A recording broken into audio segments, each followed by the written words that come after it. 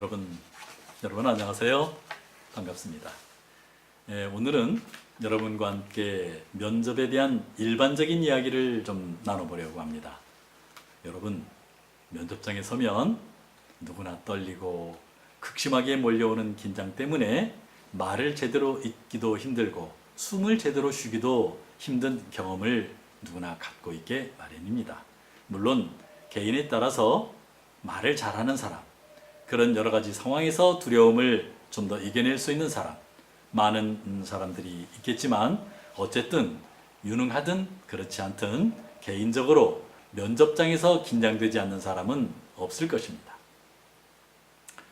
면접이나 상담을 많이 하다가 보면 어떤 경우는 옆에 앉아서 선생님이나 부모님이 떨지 마, 긴장하지 말고 말 잘해봐, 네 생각을 잘 말해야지 이렇게 말씀하고 계시지만은 정작은 엄마가 긴장해서 떨고 있고 아빠가 긴장해서 우는 경우도 보았습니다. 생각할 수 있겠어요? 그만큼 면접이라고 하는 것은, 시험이라고 하는 것은 누구에나 공통적으로 극심한 긴장감을 주게 되어 있다는 것입니다. 면접에 능하다는 것은 그런 류의 경험을 많이 해보아서 상대적인 긴장감을 조금 더 잘 처리할 수 있는, 긴장하지 않고 말할 수 있는 그런 심리적인 해법을 가지고 있는 사람들일 것입니다. 우리는 흔히 경험이 많다고 말하지만 경험이 많다는 것은 바로 그러한 능력을, 기재를 가지고 있다는 것이죠. 어떤 사람들은 긴장을 해소하기 위해서 심호흡을 권유하기도 합니다. 다시 말하면 배로 숨을 쉬는, 배로 들여 마시고 배로 숨을 내뱉는 깊은 호흡을 권장하는 분도 계십니다. 어떤 분들은 자기에게 일상에서 매우 익숙한 필기도구나 그런 작은 도구를, 소품을 손에 들고 있게 하기도 합니다.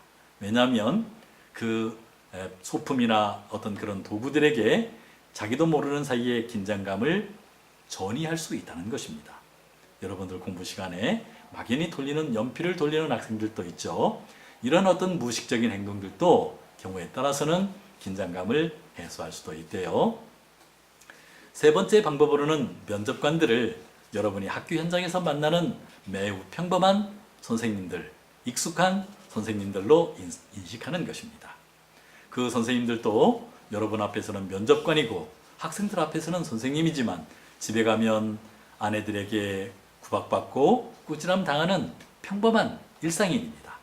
여러분만한 자식을 키우기도 하고 여러분 같은 조카를 두기도 하고 먼 시간 전에는 여러분만한 시간을 보내온 아주 작고 왜소한 면접을 보는 학생의 경험을 해본 분들이기도 하다는 것입니다. 집에 가면 얼마든지 만날 수 있는 아버지의 모습으로, 길을 가다가 우연히 만날 수 있는 이웃 아저씨의 모습으로 면접관들을 생각하면 어때요? 여러분들이 좀 편해질까요? 다른 이야기를 좀 해보겠습니다.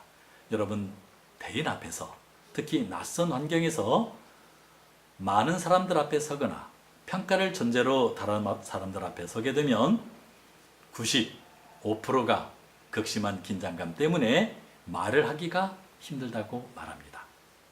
다시 말하면 긴장감은 여러분만의 특수한 것이 아니라 대부분의 사람들이 겪고 있는 공통의 특성, 공통의 요소라는 것입니다.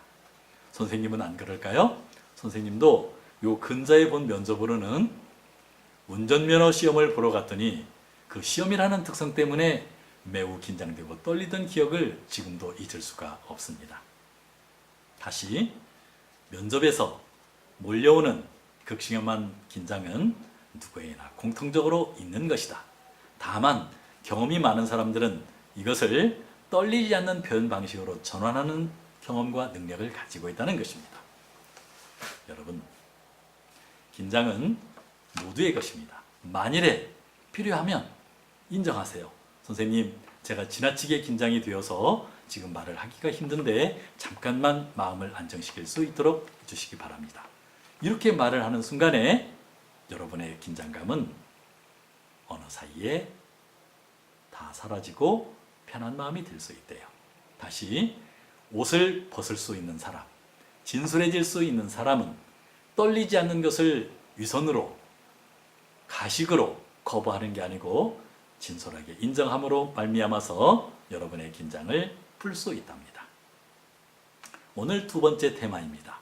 웃어라. 먼저 웃으면 선생님도 웃는다. 여러분, 면접에서 여러 가지 특성들을 이야기하지만 여러분, 선생님께서 여러분에게 드리고 싶은 팁은 선생님도 면접이 진행이 되다가 보면 긴 시간 면접을 하다 보면 자기도 모르는 사이에 피로도를 느끼게 되고 피로감을 호소하고 어떻게 하면 빨리 끝날까? 어떻게 하면 쉽게 갈까? 고민하게 되는 평범한 사람들이라는 것입니다. 그런데요, 여러분이 표정을 어둡게 짓고 여러분이 극심한 긴장감으로 말을 못하고 여러분이 주저하고 말을 잘 못하면 선생님들도 어느 사이인가 여러분의 감정을 닮아가게 되어 있습니다.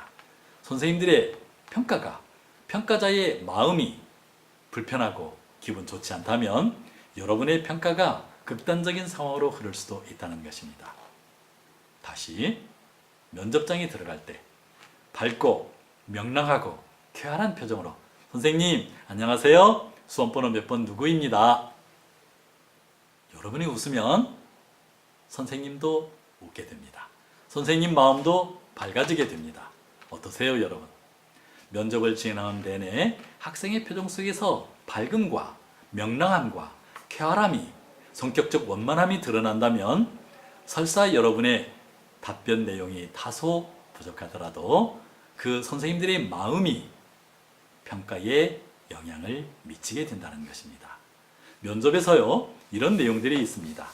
최근 효과, 면접의 종료 시점 가까운 시간에 여러분들에게서 마음에 드는 답변이나 여러분의 표정 속에서 밝음을 본다면 선생님들의 평가에 영향을 미치게 된다는 것이에요. 당연히 좋은 점수를 준다는 것이지요. 초기 효과, 처음에 여러분을 봤을 때 받았던 느낌이 좋으면 면접 점수에 영향을 미친다는 것입니다. 첫인상 같은 말이겠죠.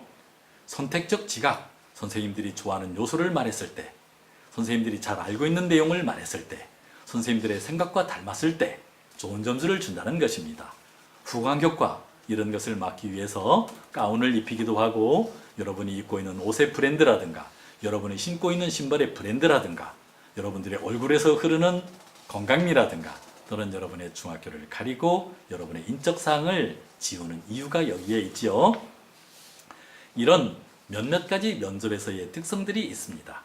물론 선생님들은 학교별로 면접의 객관성과 평가의 공정함을 기하기 위해서 여러 가지 노력들을 하지만 결국 큰 눈으로 보면 선생님들 또한 감정에, 여러분들의 인상에, 여러분들의 밝고 건강함에, 명랑함에, 원만함에 영향받게 되어 있다는 것입니다. 다시, 그래서 여러분은 면접장에서 여러분들의 표정이, 여러분들이 부여하는 몸짓의 의미가 지금 선생님들에게 어떤 영향을 전달하고 있는지 한 번쯤 자신을 돌아보아야 됩니다. 그래서 웃어야 합니다. 밝고 명랑하게 그리고 명쾌하게 선생님들에게 끝까지 인사를 잘 하시기 바랍니다. 오늘은 두 가지 면접 일반론이었습니다. 고맙습니다.